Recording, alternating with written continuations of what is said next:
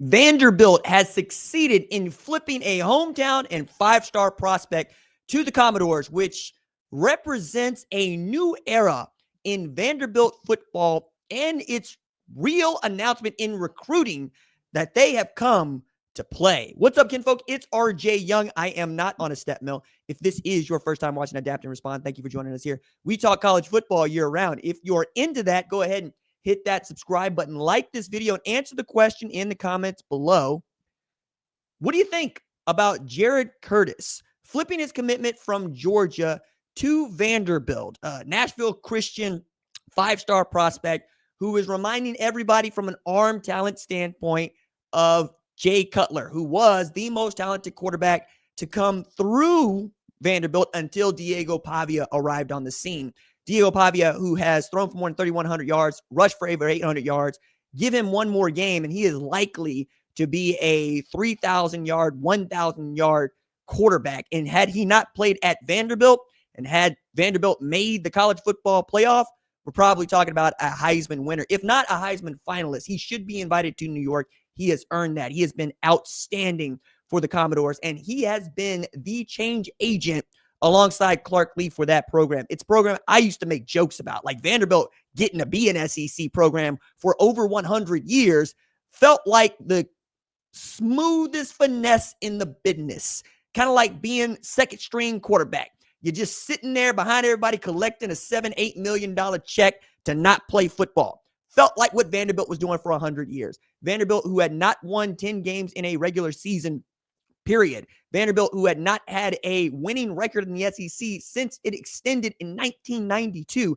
Vanderbilt, who is now competing against top 25 teams and beating them. Feels a lot like Indiana last year in that they would beat a top 25 team, and then we would say that top 25 team wasn't any good because, well, one of their losses was to Vanderbilt, and they would commence to losing to other folks, teams like LSU, for instance, or a Tennessee team that they just got done beating up on. They lost to Alabama. They lost to Texas. Bama can make the college football playoff for certain with a win in the SEC championship game this Saturday. I don't know that they're going to make it as a 10-3 team with a loss to Georgia, a loss to Oklahoma, and a loss to Florida State. That feels like a bridge too far for me. Vanderbilt could slide into there. So we might still be having this Diego Pavia conversation if Georgia can get one back. The only loss they had this season was at Stanford against Bama. But to Jared Curtis, this is a sign of things to come, I think, for Clark Lee in this program. It's a man who has really thrown his entire self into the program, and people that I have known for years sing Clark Lee's praises. They believe in him, and they believed in him from the start. Guys like Barton Simmons, who used to do a job not unlike mine, who went to go be his general manager as soon as he got the job, and they have flipped the program, man, and in a way that, again, only Indiana has done a better job. And that is a program that had been the losingest in college football for over 100 years. And only recently had they been able to drop that, and that's because they have gone 23-2 over the last 2 years, right? 11-2 last year with losses to the two teams played in the national championship, and no losses this year. They're 12-0, getting ready to play Ohio State in the Big Ten championship, number 1 versus number 2. Flipping a five-star recruit is a big deal, period. I don't care who it is or where it's from. If you get a dude to flip, it's always a huge deal. Flipping a guy from Georgia to Vanderbilt, unheard of. We've never seen it. I don't know that we would have ever clocked on seeing it. As I think about what this means, I'm really thinking about what Travis Hunter did when he decided to flip his commitment from Florida State to Jackson State and change the trajectory of Jackson State football. And then later, when he followed Prime to Colorado, changed the trajectory of Colorado football.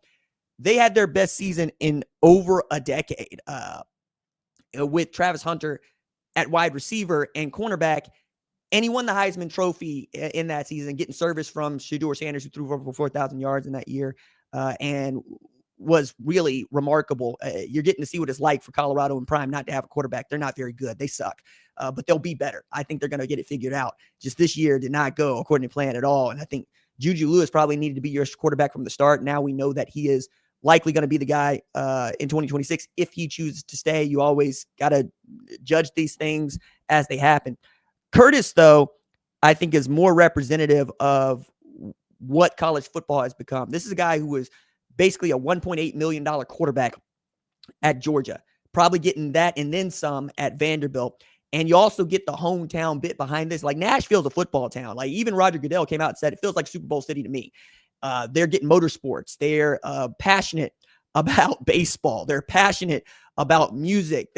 It's a great town. And if you can win football games there and be a top 25 program, there's no reason that Vanderbilt can't compete. But that was always the thing. Private schools with a lot of money that get to play in the SEC, come on now. Like that almost doesn't happen. Like I shouldn't go so far as to say private school Vanderbilt. I should just say Cornelius Vanderbilt has a lot to do with how Vanderbilt lives in the psyche of Americans, and it is a program, it is a school that has done quite a bit here of late to turn my attention. Not just this football program, but if you got into Vanderbilt, I think if you had to be from Tennessee, but I'm not sure. I think it's just if you got into Vanderbilt and your family made less than $150,000, they would find a way for you to come to school there and not have to pay tuition. Like that was wild to me. And I really love it. And there's nothing like getting me on board with finding ways to get people into school and not have them saddled with a student loan debt bill they can't pay because they got into a school that is beyond their income.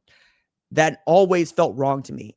If you're smart enough to go and they want you, find a way to get them there, find a way to do it without saddling them with all this debt. It's another thing I really love about college football where it is, and I think other people getting into feelings about it.